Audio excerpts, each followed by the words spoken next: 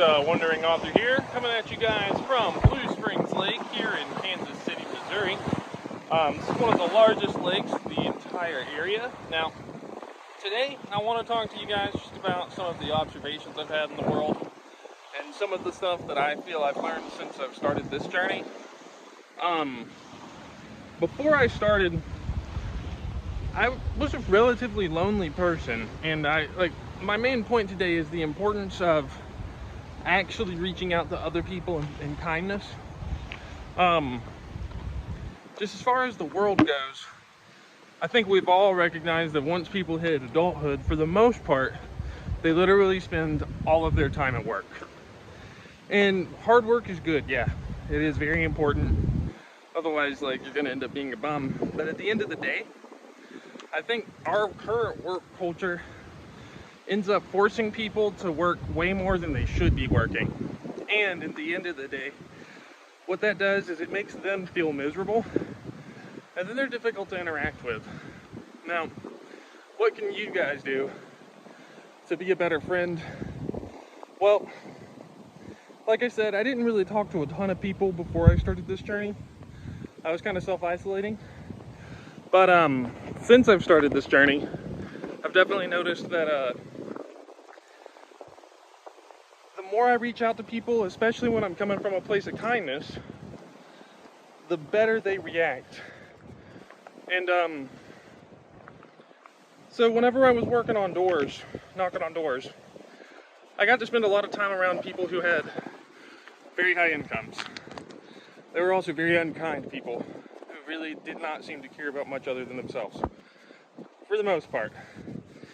There were definitely good people there, but really what I'm saying with this is a lot of the world's wealthiest people end up being the most unhappy, and it's because they've sacrificed everything that makes life worth living just to earn money.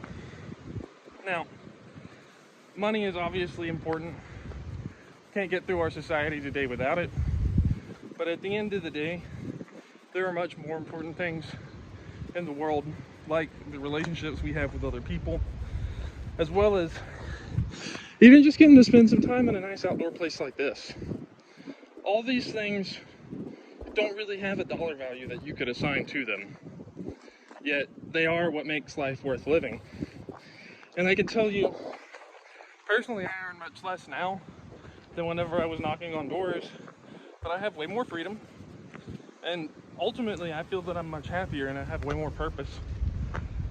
The whole reason I'm doing all this is to try and inspire people and make them question this whole work culture and grind culture that we have in the world. Now, let's talk about some practical advice. We've all heard about inflation on the news lately.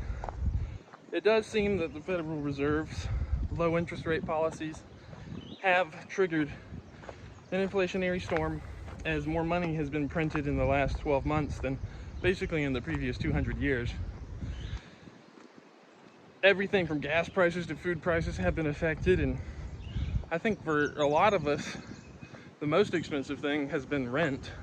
So what can we do about that? Well, I can tell you that where I'm staying right now only costs $300 for the whole week. And that includes all my utilities and everything. Should everybody move into a hotel? No, but if you're struggling to make it through the day, I don't think it's a bad idea, especially if you end up having more time to do other things. Really, the best way to fight back against inflation is by lowering your consumption. Buy less stuff. Try to reuse things. Stop spending money in general. Ultimately, the less money that you spend, the less money you have to earn, and the more time you can have to do other things that you actually care about in the world. Yeah, so that's pretty much it.